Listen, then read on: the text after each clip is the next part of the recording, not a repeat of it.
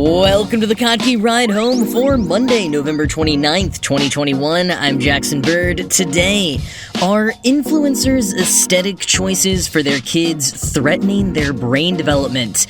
Probably not, but the science behind it is kind of interesting. Plus, pub-goers in England got stranded for 3 days with an Oasis tribute band. And there's a maple syrup shortage, but don't worry, Canada was ready for it with their emergency maple syrup reserves. Here are some of the cool things from the news today. Even if you're not on Instagram or TikTok or Pinterest, you've probably noticed it. A growing trend of neutral monotones in kids' fashion and decor. Wooden toys, mini adult outfits, baby nurseries entirely in beige. Kids look way more on trend these days, starting from before they even exit the womb in the case of many would-be influencer parents. For the Instagram mom, their kids would never be photographed wearing a t-shirt with their favorite cartoon character on it. And the bedrooms they show off in their stories aren't the bright primary colors of the 80s or even the overly gendered pink or blue pastels, but rather a flat, neutral color scheme, devoid of kids' paraphernalia to the extent that you'd be forgiven for mistaking it for a grown-up's room if it weren't for the crib. This trend toward light shades of beige and gray has been growing for a while now, and the judgment against it has grown commensurately. The main arguments boil down to not letting kids have stuff they actually like in favor of making your aesthetic look good for the gram, and especially in the case of those flat, neutral baby nurseries, hindering infants' brain development. Now, on the surface, they might be slightly valid concerns, but Amelia Tate over at Wired UK dug into those critiques and countered with the argument that they're really just yet another way that moms are being judged too harshly. But let's talk about that brain development thing. I remember hearing forever ago that highly contrasting colors are good for babies' brain development. That, in fact, the best colors you could pick to paint a baby's nursery would be red and black. But unless you're devoted to raising the next Dimebag Darrell, you probably wouldn't go that extreme for a baby's room. And this idea that babies need contrast is related to a misconception that babies can only see in black and white. Tate clears that up with the assistance of some experts, quoting Wired, "It's a myth that babies only see in black and white. Developmental color scientist Alice Skelton wants to make that clear." Skelton, a research fellow at the University of Sussex's Baby Lab who studies infant color perception, explains that babies have the same 3 color receptors in their eyes as adults, but these receptors don't work in exactly the same way. Until they're 3 months old, babies can't reliably see blues and yellows, but many are able to make out bright reds from birth. Their color vision is generally worse than an adult, so they need a much bigger difference between 2 colors to be able to see it. It's kind of like the saturation dial on the world has been turned down, Skelton says. In practice, this means pastel nurseries look just the same as gray or white to babies. A color needs to be fairly saturated in order for a baby to see it. This is why children's toys are traditionally so brightly colored, though Skelton says that because babies are drawn to contrast, black and white toys also appeal. Babies like high contrast because their vision is just generally poorer. The world is a lot blurrier, so it's a reliable thing that they can pick out of the fog, she says. Skelton has also done studies demonstrating that babies spend longer looking at intense colors than those that are washed out. End quote. Okay, so some of these aesthetic nurseries whose biggest contrast is between cream and eggshell white probably aren't cutting it. But just because babies like the contrast doesn't mean it's actually crucial to development. Are aesthetic babies really missing out on anything long term? Tate points to a 2007 Norwegian study of people born above the Arctic Circle. Quote, comparing those who had been born in the autumn, when prolonged darkness meant they were exposed to lots of artificial light, to those born in the summer, when there is no night. The scientists found that adults who had been born in the autumn showed an overall decrease in color sensitivity, and argued that the environmental impact on color vision may act early in infancy, in all likelihood during the first months of life. So Skelton says there clearly are ways that your perception is shaped by your perceptual history, but we don't yet know much about less extreme examples. End quote. And the color scheme of a nursery is much less extreme because it's not like the baby is in there 24/7. That said, Skelton, for her part, doesn't think these aesthetic nurseries are the best for babies. They probably can't quite see the difference between so many things in so similar of colors, and they like seeing things. They like looking for new things and taking in new information. So Skelton says it's, quote, a bit of a shame to not offer that to them. But there is another perspective. Tate also spoke to Tricia Scholar, a psychology professor who studies infant brain development, who says that decorating a baby's room in a way that is exciting to the parent can cause the baby to also enjoy it and learn more deeply through something called joint attention. Joint attention is when parents and kids focus on the same object. Scholar says dividing the home into kids-only spaces and adults-only spaces actually isn't as beneficial as combining them, and therefore fostering that joint attention that helps babies and young children learn. And if kids' decoration and toys being designed in a nice enough way that they can be left out in those mixed spaces is what it takes for some families to have that, then Scholar thinks it's a great thing. And I'd also add that yes, a lot of these moms are doing it just for the aesthetic. But what I mean by that is what you see in the photos is only what it looks like for the photo. Just outside the frame is probably a mess of brightly colored toys that usually litter the floor. The kid might wear pajamas with fun characters on them most days, but those just aren't the outfits the influencer mom is posting. It doesn't mean their whole world looks like what they're putting online. At the end of the day, Tate emphasizes that there's no single right way to raise kids, and that both in person and online, there's often way too much judgment levied on moms. So long as the kid is getting as much love and nurturing off camera as the parent tries to make it seem on camera, there's no need for concern.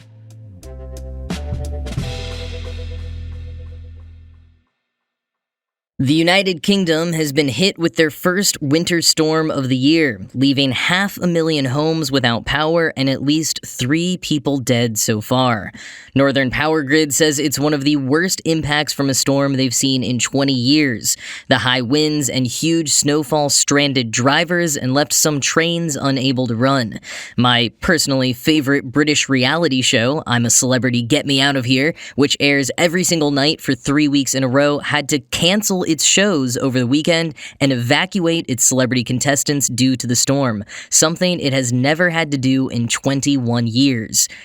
Giving the ordeal a bit of levity, however, is the extraordinary case of the Tan Hill Inn, the highest pub in England.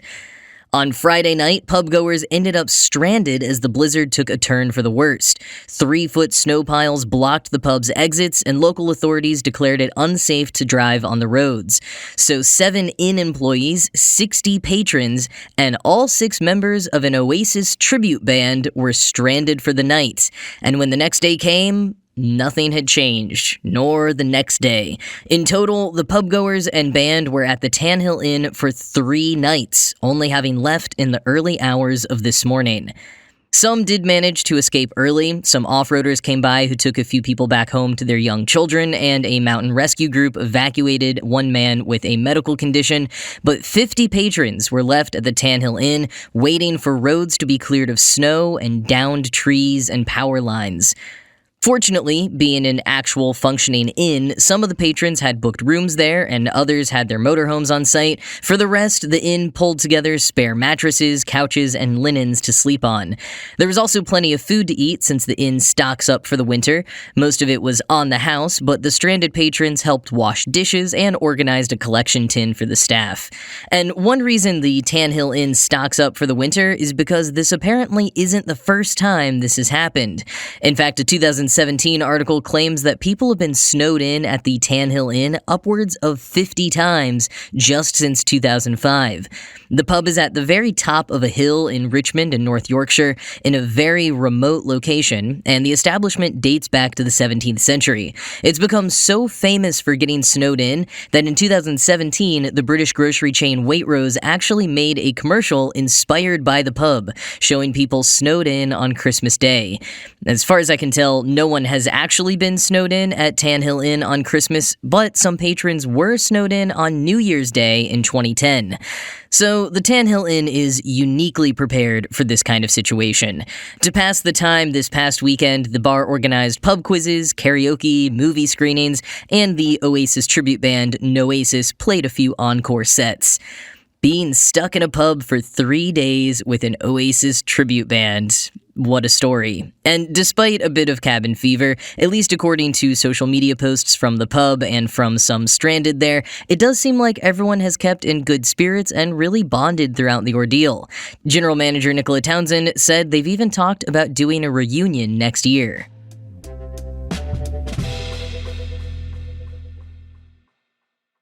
If you've had any trouble finding maple syrup recently, you're not alone.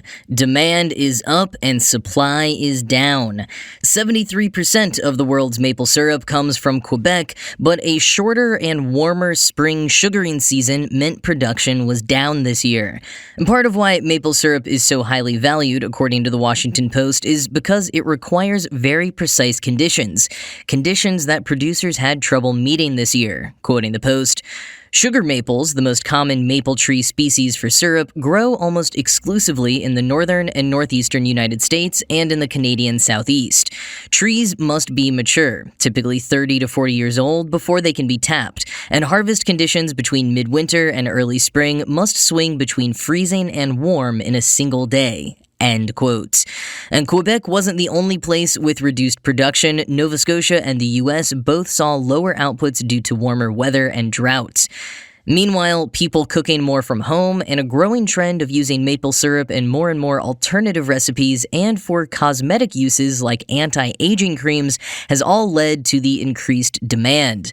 But don't worry, because Canada is always prepared for such a scenario. The Federation of Quebec Maple Syrup Producers, or QMSP, has announced it will release about 50 million pounds of maple syrup from its emergency stockpile to make up for the loss. That accounts for almost half of the reserve. And if the QMSP, sometimes jokingly called the OPEC of maple syrup, sounds familiar to you, it could be because 10 years ago, 3,000 tons of maple syrup worth 20 million Canadian dollars was stolen in what's known as the Great Canadian Maple Syrup Heist. The year-long con was organized by 3 individuals who secretly transferred the syrup from barrels into various other containers and only got caught after a routine inventory check. But the QMSP still has plenty in its emergency stores, enough to help us all continue enjoying maple syrup for the months to come.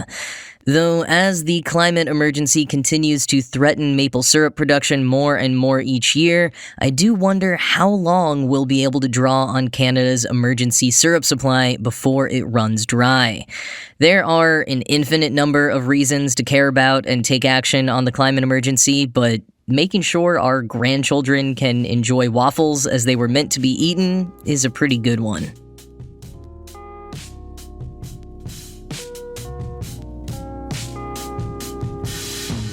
Merriam-Webster has declared their word of the year, and it is vaccine.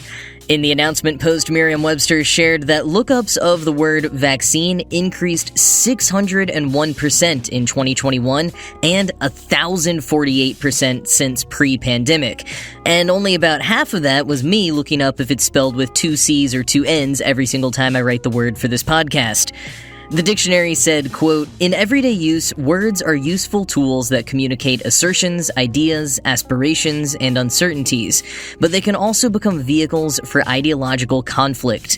The biggest science story of our time quickly became the biggest debate in our country, and the word at the center of both those stories is vaccine." End quote. In keeping with that theme, some of the other most looked up words of 2021, according to Merriam-Webster, were insurrection, woke, cisgender, and infrastructure. Cicada and perseverance also made the list, which was a good reminder that some fun things happened this year too. You know, if we have to do the annual look-backs this whole month, at least we can maybe focus on some of the stuff that wasn't completely soul-crushing. But that is it from me for today. As always, this show was produced by Ride Home Media and Kottke.org. I am Jackson Bird, and I will talk to you again tomorrow.